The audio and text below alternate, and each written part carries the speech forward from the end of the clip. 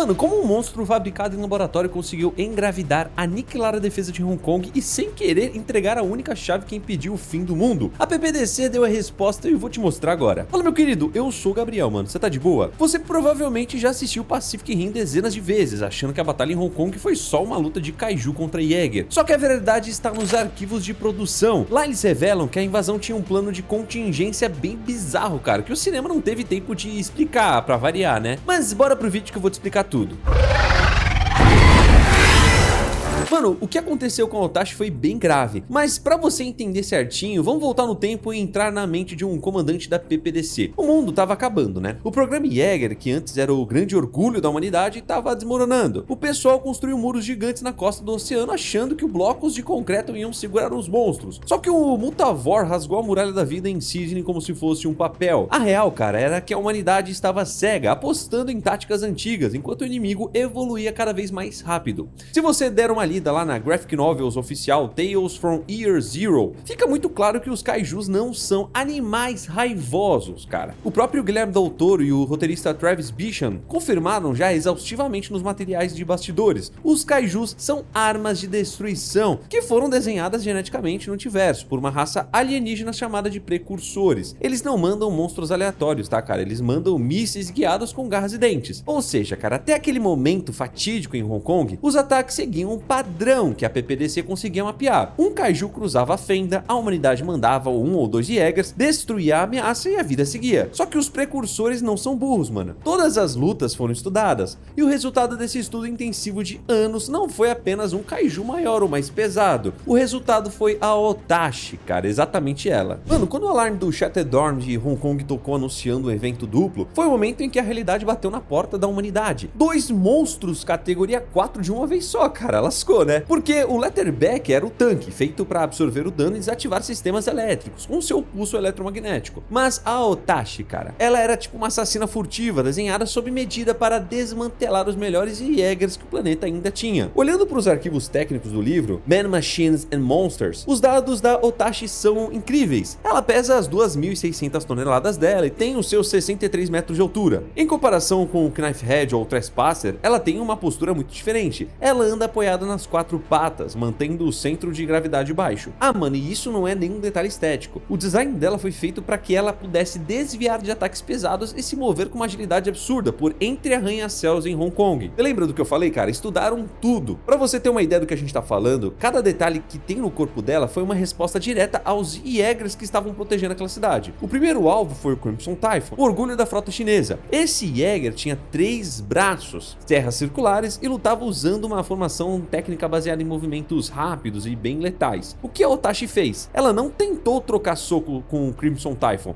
ela já sabia do que ele era capaz, então ela foi lá e usou a cauda prensil que ela tinha. Os precursores desenharam aquela cauda com garras na ponta especificamente para poder ignorar a armadura corporal do Jaeger e focar no ponto fraco, que seria o Compod. Em uma fração de segundo ela esmaga a cabeça do robô chinês, matando os 3 pilotos simultaneamente. Mano, não foi sorte, tá, cara? Foi a precisão de um predador que já sabia onde atacar. Logo em seguida, o Cherno Alpha entra na briga. O Cherno é um Jaeger modelo Mark I, um trator nuclear lento, muito pesado e com uma blindagem impenetrável na cabeça. Mano, socar o Cherno Alpha seria inútil, você concorda? Não precisa nem ser um precursor para ver que não adiantaria nada. Então você pode estar se perguntando, tá, Gabriel, então como a Otashi lidou com o robô mais resistente da Terra? Simples, cara. Ela abriu a boca e cuspiu um jato de ácido altamente corrosivo. O livro de regras de produção e os guias visuais explicam que aquele ácido foi sintetizado no antiverso especificamente para derreter as ligas metálicas usadas na estrutura dos Jaegers. Ela derreteu o reator do Cherno Alpha utilizando a principal defesa russa, e em poucos minutos a Otashi fez o que anos de guerra não conseguiram, cara, humilhou os guerreiros mais experientes da humanidade, com táticas totalmente personalizadas para eles. E lembrando, tá, cara, o Cherno Alpha é o Mark I, então ele tá desde o início, então ele tinha muita experiência de batalha. E é exatamente aqui que o filme cria uma cortina de fumaça. Se liga, até Até esse ponto da batalha, você assiste a Utachi destruindo o Crimson e o Sherry e conclui que ela é apenas o ápice do design alienígena, certo? Mas só que existe um detalhe que tá oculto durante cada soco, cara, cada salto, cada jato de ácido no meio daquela chuva em Hong Kong. A Utachi estava grávida. Mano, eu quero que você pare um segundo e processe essa informação dentro das regras que o próprio universo do filme estabeleceu. A novelização escrita pelo Alex Irvine deixa um ponto claro sobre a ciência por trás da fenda. Os kaijus são clones. Eles são montados em uma espécie de fábrica orgânica no antiverso. Eles não possuem rituais de acasalamento, mano. Eles não formam pares, sabe? Eles não engravidam acidentalmente. A reprodução natural simplesmente não faz parte da existência de uma arma descartável. Então, cara, se os monstros são fabricados em uma linha de produção, como é que uma criatura clonada aparece na Terra carregando um feto viável dentro do próprio corpo? Ah, mano, antes da gente continuar, eu tô sabendo que nem todo mundo tá recebendo as notificações dos vídeos. Então, se você gosta dos conteúdos, já deixa um comentário rapidão aqui embaixo, cara, e compartilha esse vídeo. Assim o algoritmo acaba entendendo que o conteúdo tem valor pra você e ajuda demais o canal, beleza? Então vamos lá, cara. Se você ainda não entendeu, essa revelação muda completamente o peso da batalha de Hong Kong. A gravidez da Utachi não foi um acaso da natureza e nem um erro dos precursores. Foi uma evolução tática extrema. Os alienígenas sabiam que a janela para poder dominar a Terra estava se fechando. O evento duplo era uma missão kamikaze para limpar o caminho. Só que eles precisavam de uma garantia, sabe? O bebê kaiju não era um filhotinho fofo esperando para poder nascer em um berço seguro. Ele era um cavalo de Troia, basicamente. Ele era um plano de contingência definitivo do universo. Pensa no nível do desespero, cara, e ao mesmo tempo inteligência daquela mente colmeia. Eles programaram a Utachi para carregar um filhote porque, mesmo que ela morresse em combate, o pacote genético continuaria no nosso planeta. O objetivo era infiltrar uma nova geração que já nasceria no nosso ecossistema. Ele sendo capaz de se adaptar ao nosso ar, à nossa gravidade e se esconder nos oceanos até crescer e terminar o trabalho que a mãe começou, você entende? A Utachi era na verdade um transporte de tropas disfarçado de monstro gigante. Ou seja, cara, tudo o que ela fez em Hong Kong teve o peso de uma mãe protegendo ferozmente a última cartada da sua espécie.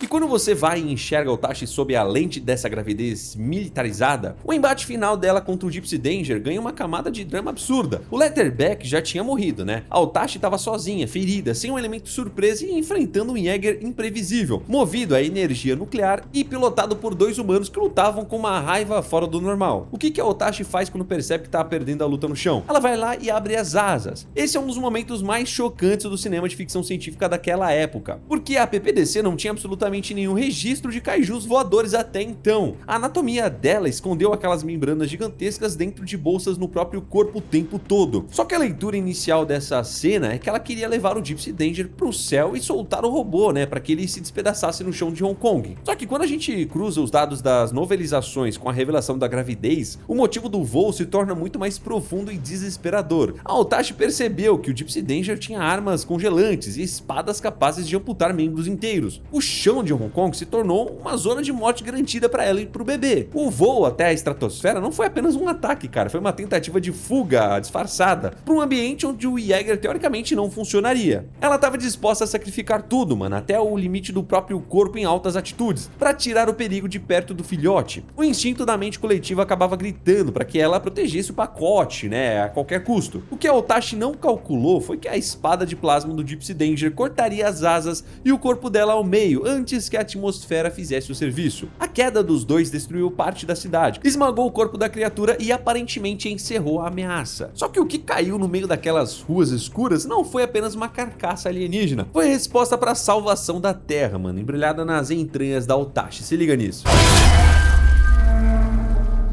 Cara, agora a gente entra na parte onde o roteiro explica o impacto real de tudo isso no universo de Círculo de Fogo. O Gypsy Danger, ele destruiu os órgãos vitais e a cabeça principal da Utachi. O combate acabou, né? O robô foi recolhido. E as ruas de Hong Kong foram dominadas pela equipe de limpeza do mercado negro, controlada pelo Hannibal Shaw. Eles entraram lá com a missão simples, além de pegar o cérebro, eles queriam fatiar carne, cara, extrair alguns materiais, coletar algumas amostras, tudo por milhões no submundo. Quando eles abrem a barriga da Utachi, o cenário se transforma em um filme de horror. O filhote rasga as paredes do útero, emerge violentamente das entranhas e tenta atacar a equipe do Hannibal Shaw, mas ele mal consegue se manter em pé. Aquela criatura acaba morrendo rapidamente, asfixiada e enforcada no próprio cordão. Ela morreu porque os pulmões dela ainda não tinham o tempo necessário de gestação para poder processar o nível de oxigênio na nossa atmosfera. Essa cena acaba escondendo o que salvou o planeta. Ó, pensa comigo, cara. Vamos olhar pro cientista Newton Geisler. O Newton é o cara que passou o filme inteiro tentando fazer uma conexão neural, né? O famoso drift com o cérebro de um kaiju. Ele precisava descobrir desesperadamente como a fenda funcionava, porque os militares queriam jogar uma bomba nuclear no buraco e fechar a passagem para sempre, certo? O problema é que o Newton estava usando sucata neurológica. Ele tinha tentado o drift com pedaços estragados do cérebro de kaijus mortos, né, há anos, e a informação estava fragmentada. Durante a Batalha de Hong Kong, a esperança da PPDC era conseguir o cérebro fresco da Otashi ou do Letterbeck. Só que o Gypsy Danger acabou rasgando a Otashi com a espada de plasma ao meio e finalizou também o Letterbeck com vários tiros de plasma. Acabou não sobrando absolutamente nada na superfície de Hong Kong para o Newton usar, né? O plano dele tinha meio que acabado ali. Se a Otashi fosse apenas um monstro comum de categoria 4,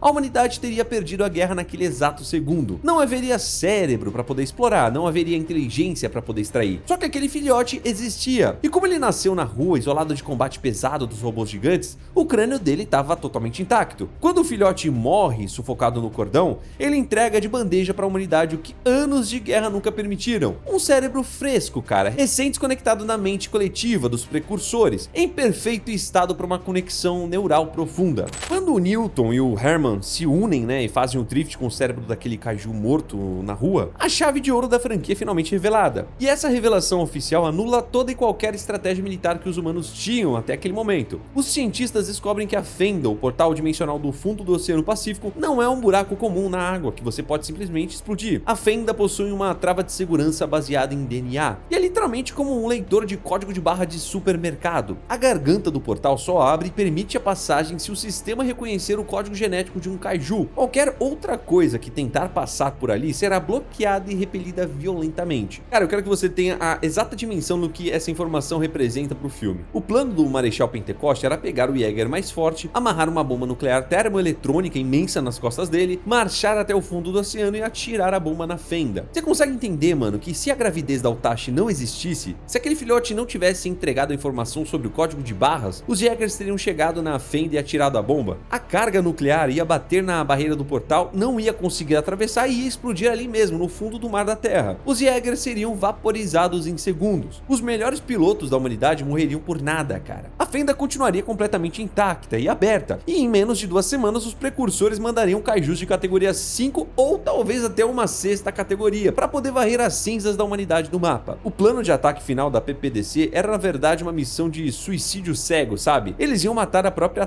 tropa porque não entendiam o funcionamento da porta que tentavam explodir. Foi o Drift com o bebê da Otashi que acabou avisando os humanos minutos antes da operação começar, que eles precisariam sim de um corpo de um monstro para poder abrir a fenda. O Gypsy Danger então só conseguiu atravessar a fenda e explodir a bomba do outro lado no antiverso, porque eles agarraram a carcaça de um kaiju abatido e usaram o monstro como um cartão de acesso VIP, para poder enganar a trava genética do portal. Mano, você consegue perceber a ironia narrativa brilhante que o Círculo de Fogo escondeu nesse detalhe? O próprio diretor disse que a Otashi foi o monstro mais dramático, cara, e letal da guerra. Ela causou pânico, destruiu ícones da resistência humana e levou o medo até a estratosfera. Em uma entrevista também disseram que o design dela era focado em anular todas as defesas que a gente possuía. Só que a maior invenção dos alienígenas foi, ironicamente, o prego do caixão da própria espécie deles. Os precursores eram arrogantes, cara, eles achavam que podiam quebrar as próprias regras e acelerar o domínio do nosso planeta, criando um kaiju capaz de contornar a biologia artificial deles mesmos. Eles enviaram uma criatura grávida na esperança de criar uma nova linhagem invasora que nasceria diretamente no nosso território, sem precisar usar um portal. Só que ao tentarem criar o plano perfeito de sobrevivência alienígena, eles embrulharam a única pista, né, cara? O único pedaço de dado essencial que a humanidade precisava para descobrir a falha da fenda. A Otashi foi o cavalo de Troia que deu errado, cara. Já deixa o like e segue o canal. Fique com Deus, um abraço a nós. Tchau.